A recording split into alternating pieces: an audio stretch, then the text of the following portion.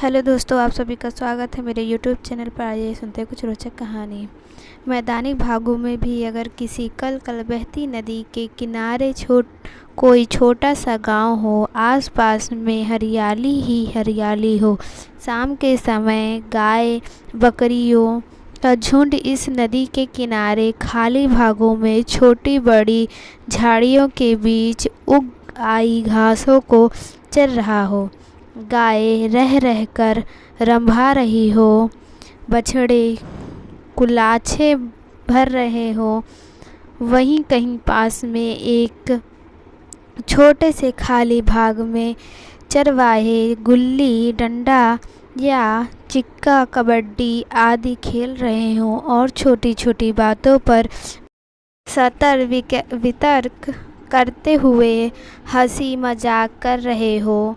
पास के ही हो रह रहकर कहीं सुरती ठोकने की आवाज़ आ रही हो तो कोई किसान खेत जोतने के बाद कंधे पर हल उठाए गांव में जाने की तैयारी कर रहा हो, कुछ संगरहीन घास से भरे खांची को सर पे उठाए हाथ में हंसुआ और खुरपी के लिए घर की ओर जाने के लिए उतावली दिख रही हो, और उसी समय कोई चिंतक वहीं आसपास नजरें गड़ाए यह सब देख रहा हो तो उसे यह सब देखना या महसूस करना सिर्फ किसी विस्मरणीय आनंद से कम नहीं होगा। यह मनोहर दृश्य उसके लिए सदा विस्मरणीय होगा। जब आप सरवरिया क्षेत्र में पूरब की ओर बैठेंगे तो नदी के खलार में आपको एक भवनवली नाम का गांव मिलेगा। इस गांव में 7 टोले हैं और इन्हीं टोलों में से एक टोला है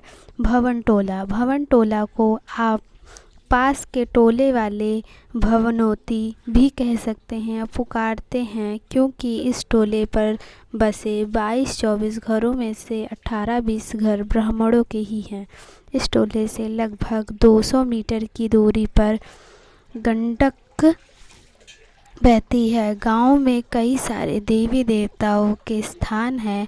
इन स्थानों में मुख्य रूप से हिड़ा बाबा, बरम बाबा, काली माई, भवानी माई के स्थान हैं और साथ ही गांव के बाहर नदी के पास एक टीले पर बना छोटा सा शिव मंदिर। अगर कभी आप किसी सुरमय पर्वतीय क्षेत्र का दर्शन किए हों और उसकी खूबसूरती के कायल हों और उसके बाद मैदानी भाग के छोटे से टोले रूपी गांव में जाने को मौका मिले जाए तो हर हालत में यहाँ का सुरमय वातावरण, गवाई सादगीपूर्ण परिवेश आपको मंत्रमुग्ध कर देगा और आपके मुख से बरबस यही निकल पड़ेगा कि इस भौतिक संसार में अगर कोई विस्मरणीय मनोहारी स्थल है तो बस यही है कि एक बार की बात है कि एक विदेशी पर्यटक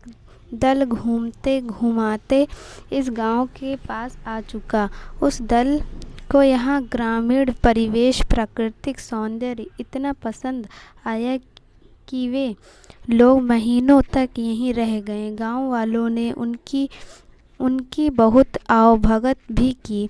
इस दल में नैन्सी नाम की एक पड़ोसोषिणी भी थी। प्रकृति ने उसके अंग प्रत्यंग में बला की खूबसूरती भर दी थी। उसे जो भी देखता देखता ही रह जाता। नैन्सी बहुत शर्मीले स्वभाव की भी थी और सारी भाषाओं पर एकाधिकार था। वह रट्टेदार तस्मी हिंदी बोलती थी। कभी कभी नैन्सी गांव की महिलाओं को एकत्र कर उन्हें विभिन्न प्रकार की कलाओं में पारंगत करने की कोशिश करती थी। इन महीनों में गांव वालों की चहेती बन गई थी नैन्सी। उसके अपनापन ने पूरे गांव वालों को अपना बना लिया था।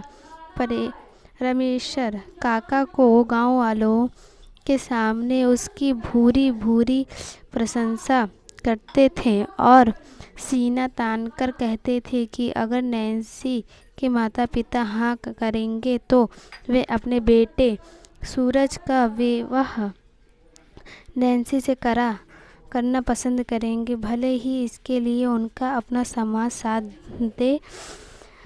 गांव में आने के बाद अगर नैन्सी ने सबसे अधिक समय किसी के साथ बिताया है तो वह था सूरज। नैन्सी कभी कभी सूरज के साथ खेतों के तरफ भी निकल जाया करती थी और उसके साथ मेड़ पर बैठकर गन्ना खाती, बहुत सा बतियाती और हिरणी की तरह कुलांछे भरती गांव में आ जाया करती। कभी कभी जब सूरज गाय बैलों को नहलाने के लिए नदी पर जाता तो नैन्सी भी उसके साथ जाती और मवेशियों को नहलाने में उसकी मदद करती। पुआल का लूड़ा बना बनाकर गायों बैलों के शरीर पर मलती, गायों बछड़ों को दुलारती और किसी गाय का पगला पकड़े कोई विदेशी गीत गुनगुनाते सूरज के साथ लौट आती। कभी कभी किसी बात को लेकर नैन्सी और सूरज लड़ भी जाते, पर यहाँ तकरार बहुत अधिक देर तक उन्हें एक दूसरे से दूर नहीं रख पाती। कहीं न कहीं सूरज और नैन्सी के दिल में किसी कोने में प्रेम अंगड़ाई लेने लगा था, प्रेम की लौ लगने लगी थी, पर वे दोनों अनजान थे। इससे विधि का लिखन कहे या प्रकृति को कोई खेल, लगभग 2-3 महीने के बाद जब वह विदेशी पर्यटन दल उस गांव से विदा लेने लगा तो नैन्सी ने अपने आप को गांव वालों के दिल के इतने करीब पाया कि वह गांव वालों की जिद के आगे नतमस्तक हो गई और अपने साथियों के साथ न जाकर कुछ दिन और गांव वालों के साथ रहने का मन बना लिया। नैन्सी ने ज्योति ही उस गांव में कुछ दिन और रुकने की बात कही। कभी ग्रामवासी प्रफुल्लित मन ही मन उसकी जय जयकार करने लगे। रमेशर काका तो इतने प्रसन्न थे कि उनके आँख के आंसू बहुत चाहने के बाद भी आंखों में रहना उचित नहीं समझे और आंखों भी अब उनको विदा करना ही ठीक समझे। लोग कुछ समझ पाते इससे पहले ही रमेशर काका दौड़कर नैन्सी को बाहों में भर लिए और अपनी बेटी की विदाई करने वाले बाबुल की तरह अरे मेरी बेटी कहकर अहकने लगे। नैन्सी भी अपने आप को रोक ना सकी और उनसे लिपटकर आंसू बहाने लगी। नैन्सी ने रमेशर काका के घर के सभी कामों में हाथ बटाने के साथ ही गांव वालों को सिखलाना पढ़ाना जारी रखा। धीरे धीरे 10-11 महीने बीत गए और जब नैन्सी पूरी तरह से ग्रामीण किशोरी के रूप में परिणित हो चुकी थी, इन 10-11 महीनों के बीच नैन्सी ने गांव के किशोरों और युवाओं को इतना प्रेरित किया था कि इतना उत्साहित किया था कि गांव के लगभग अधिकांश किशोर युवा जो 10वीं और 12वीं आदि पास थे, वे अपनी मेहनत के बल पर सरकारी नौकरियों में चयनित हो गए। रमेशर काका का बेटा सूरज भी एनडीए की परीक्षा उत्तीर्ण कर प्रशिक्षण के लिए पुणे आ गया। अब गांव की तस्वीर एकदम से बदल गई थी। पहले जो गांव की सरलता, सुंदरता व प्रसन्नता ठंड से कांपती एक चिराई की तरह पंख को सिकोड़े हुई थी, वही सरलता, सुंदरता व संपन्नता अब नैन्सी रूपी घाम के लगने से अपना पंख पसार कर उड़ने लगी थी। सूरज का प्रशिक्षण समाप्त होते ही वह गांव वापस आ गया। उसकी पोस्टिंग एक सेना अधिकारी के रूप में हो चुकी थी। वह 10-15 दिन की छुट्टी बिताने के बाद ज्वाइन करने वाला था। इन 10-15 दिनों में समय ने पूरी तरह से करवट लिया। नैन्सी के यहाँ बताते ही कि वह अनाथ है, उसका इस दुनिया में कोई नहीं है। रमेशर काका ने स्नेहिल हृदय से उसके सर पर हाथ रखा और अपने सूरज से कहा कि बेटा, मेरी एक ही इच्छा है कि नैन्सी को तू अपना ले। सूरज ने रमेशर काका के हाँ में हाँ तो मिलाई पर कहा कि बाबूजी, ज्वाइन करने के बाद मैं पहली छुट्टी में गांव आते ही नैन्सी से ब्याह रचा लूँगा।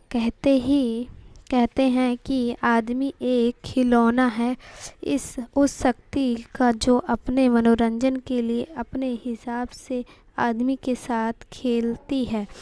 इस खेल में आदमी का बस नहीं चलता तो उसे तो बस एक कठपुतली की तरह उस शक्ति के इशारों पर नचाना पड़ता है। वह शक्ति जिसके अदृश्य होकर भी दृश्य होने का भान है, वह कभी कभी कुछ ऐसे खेल कर जाती है कि खिलौना टूटकर बिखर जाता है। यह उसकी अदृश्यता में परिणित हो जाती है। जी हाँ, परिणीता बनने से पहले ही उस शक्ति ने कुछ ऐसा ही खेल खेला नैन्सी के साथ, ऐसा खेल जो नैन्सी के जीवन में ऐसा भूचाल ला दिया कि वह सदा सदा के लिए अदृश्यता में दृश्य बन गई। हुआ यह था कि सूरज सीमा पर आतंकी गतिविधियों का शिकार हो गया था और उसकी लाश भी शायद आतंकी उठाकर ले गए थे। सेना के कई जवान अधिकारी गायब हो गए थे और 15-20 दिन तक खोज करने के बाद भी जब उनका अता पता नहीं मिला तो सेना ने यह मान लिया था कि वे आतंक की भेंट चढ़ गया। नैन्सी जो पहले एक हिरणी की तरह कुलाछे भरती रहती थी, अब वह एक मूर्ति बनकर रह गई थी। खाना पीना सब कुछ त्याग दिया था उसने। गांव वालों ने, रमेशर काका ने उससे बहुत समझाया पर सब कुछ समझकर भी वह एक नासमझ बनी रही। सूनी आँखों से राह निहारती रही, गांव के बाहर पागलों जैसी घूमती रही। एक दिन पता नहीं उसे क्या सूझा कि उसने सरकार को पत्र लिखा, जिसमें उसने लिखा था कि उसका सूरज जिंदा है, वह मरा नहीं है। फिर से अभियान चलाकर उसकी नई सिरे से खोज की जाए, वह सूरज मिल जाएगा। पर सरकार उस पत्र पर कोई कार्रवाई नहीं की, क्योंकि वह भी पूरी तरह से मान चुकी थी कि सूरज शहीद हो चुका है। अब नैन्सी के पास खुद कुछ करने के सिवाय और कोई चारा नहीं था। वह हर हालत में सूरज को पाना चाहती थी और उसका दिल यह मानने को कतई तैयार नहीं था कि सूरज अब नहीं रहा, क्योंकि वह एक दिन रमेशर काका से भी कह रही थी कि काका, अगर सूरज नहीं रहा तो मुझे इसका यह एहसास क्यों नहीं हुआ। काका, हम दो जिस्म एक पर एक जान हैं, अगर उसे कुछ हुआ होता तो मुझे ज़रूर पता चलता। पर वास्तविक समर्पित प्रेम को समझना सबके बस की बात नहीं होती। रमेशर काका ने इसे नैन्सी का सूरज के प्रति दीवानगी, पागलपन समझा और बस उसे सांत्वना देकर रह गए। लगभग 1 महीने बीत गए। जब नैन्सी थोड़ी कठोर सी लगने लगी, उसके चेहरे पर अजीब से भाव बनते बिगड़ते रहते। लोगों को लगता था कि वह थोड़ी सी बावली हो गई है। एक दिन सुबह जब रमेशर काका खेतों से लौटकर घर वापस आ गए तो नैन्सी घर में न दिखी। दरअसल नैन्सी तो सूरज की खोज में निकल गई थी। नैन्सी के जाने के लगभग 14-15 दिनों के बाद एक ऐसी घटना घटी जो रमेश काका और गांव वालों के लिए बहुत ही हृदय विदारक थी।